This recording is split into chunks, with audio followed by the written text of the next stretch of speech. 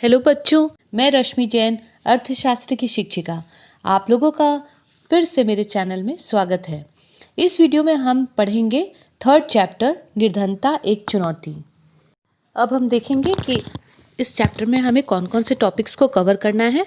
तो सबसे पहले हम परिचय देखेंगे, सामाजिक वैज्ञानिकों की दृष्टि में निर्धनता क्या है, निर्धनता रेखा किसे कहते हैं, अंतर्राज्यीय असमानताएं, निर्धनता के कौन कौन से कारण हैं और निर्धनता निरोधी उपाय कौन कौन से हैं।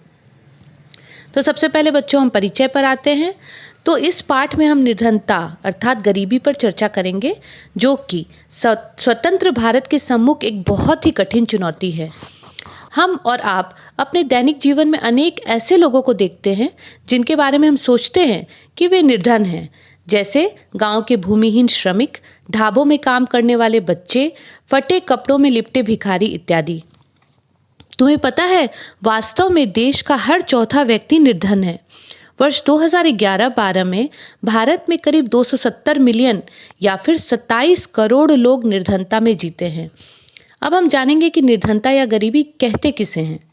तो बच्चों, निर्धनता या गरीबी वह परिस्थिति है जिसमें कोई व्यक्ति अपनी मूलभूत आवश्यकताओं या फिर बेसिक नीड्स क्या होते हैं, जिनके बिना हम जिंदा नहीं रह सकते, जैसे रोटी, कपड़ा, मकान, शिक्षा और स्वास्थ्य सुविधाओं की पूर्ति नहीं कर पाते या फिर नहीं कर पाता, तो उस परिस्थिति को हम निर्धनता या गरीबी कहते हैं।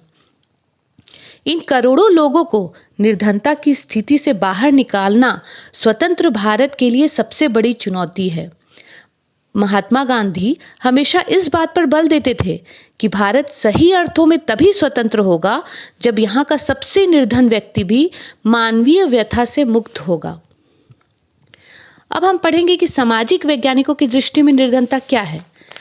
तो निर्धनता के अनेक पहलू हैं। सामान्यतः हम उसे एक व्यक्ति के आय और उपभोग के स्तर में संबंधित करते हैं, मगर अब निर्धनता को निरक्षरता स्तर, कुपोषण, रोग प्रतिरोधक क्षमता की कमी, स्वास्थ्य सेवाओं की कमी, बेरोजगारी, सुरक्षित पेयजल एवं स्वच्छता तक पहुंच की कमी आदि जैसे सामाजिक सूचकों के माध्यम से देखते हैं। अब हम समझेंगे कि सामाजिक अपवर्जन क्या है। सामाजिक अपवर्जन का अर्थ है निर्धन और संपन्न के बीच समाज में समानता का अभाव या फिर समता का अभाव। सामाजिक अपवर्जन एक ऐसी प्रक्रिया है जिसमें निर्धन व्यक्ति उन सुविधाओं से या अवसरों से अलग हो जाते हैं जिनका उपभोग संपन्न लोग करते हैं। इससे क्या होता है, इससे पिछड़ी जाति के सदस्यों, विधवा या शारीरिक रूप से विकलांग व्यक्तियों की निर्धन बने रहने की संभावना ही रहती है, और ये लोग किसी भी प्राकृतिक आपदा या नौकरियों की उपलब्धता की कमी के समय बहुत ज़्यादा असुरक्षित हो जाते हैं। अब हम देखेंगे कि हम निर्धनता का माप या आकलन कैसे करें। सामान्यतः हम यह मानते हैं कि यदि किसी व्यक्ति की आय या उपभोग स्तर इतना कम हो जाए कि वह अपनी मूलभूत आवश्यकताओं की पूर्ति न कर पाए, तो वह व्यक्ति क्या है, निर्धन है। मगर हर देश में निर्धनता को मापने के मापदंड अलग अलग होते हैं। जैसे तुम्हें पता है, अमेरिका में उस आदमी को निर्धन माना जाता है जिसके पास कार नहीं है, जबकि भारत में कार रखना विलासिता मानी जाती है। निर्धनता रेखा एक काल्पनिक रेखा है जिसका निर्धारण करते समय भारत में एक व्यक्ति को जीने के लिए जो आवश्यक चीज़ें होती हैं, जैसे खाना, कपड़े, घर इत्यादि को ध्यान में रखा जाता है। इन भौतिक चीज़ों की मात्राओं को रुपयों में उनकी कीमतों से गुना कर दिया जाता है। तो इन सारी चीज़ों में सबसे पहले क्या आता है, खाना। सबसे पहले हमें खाने की ज़रूरत होती है, क्योंकि काम करने के लिए ऊर्जा की आवश्यकता होती है, जो कि कैलोरी के माध्यम से शरीर को मिलती है। वो हमें कहाँ से प्राप्त होता है, खाने से प्राप्त होता है, जैसे अनाज, दालें, सब्जी, दूध इत्यादि।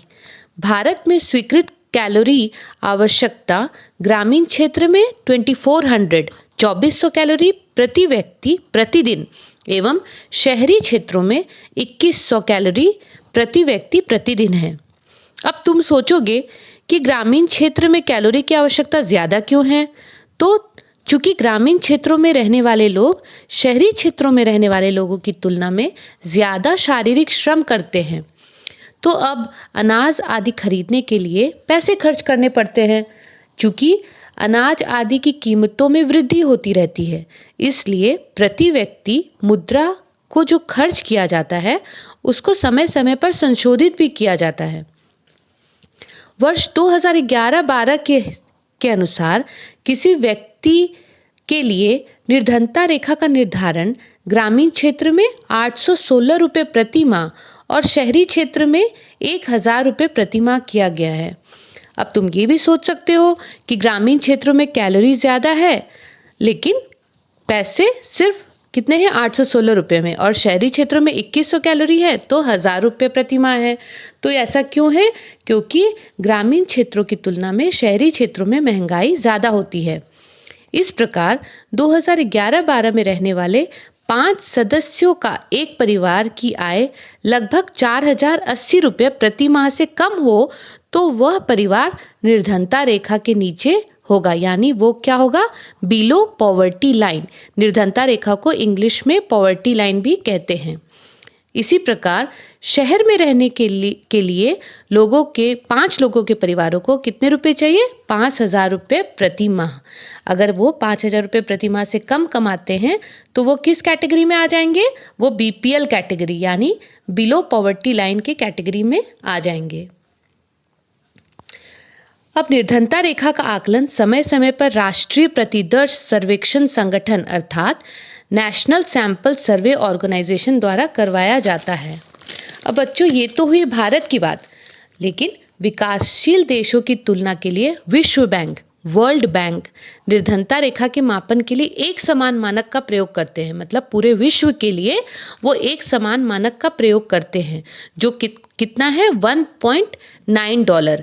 यानी अगर कोई व्यक्ति प्रतिदिन $1.9 से कम कमाता है तो वह निर्धनता रेखा के नीचे है। अब तुम्हें बता दूं मैं कि वर्तमान में $1 का जो वैल्यू है वो भारतीय मुद्रा में 74.37 रुपीज़ है, मतलब 74 रुपये 37 पैसे है। तो $1.9 कितने हुए, 141 रुपये 30 पैसे। तो अगर कोई व्यक्ति पूरे विश्व में विश्व बैंक के अनुसार अगर कोई व्यक्ति 141 रुपये 30 पैसे से कम कमाता है तो वह बिलो पॉवर्टी लाइन मतलब बीपीएल है, अर्थात निर्धनता रेखा के नीचे है।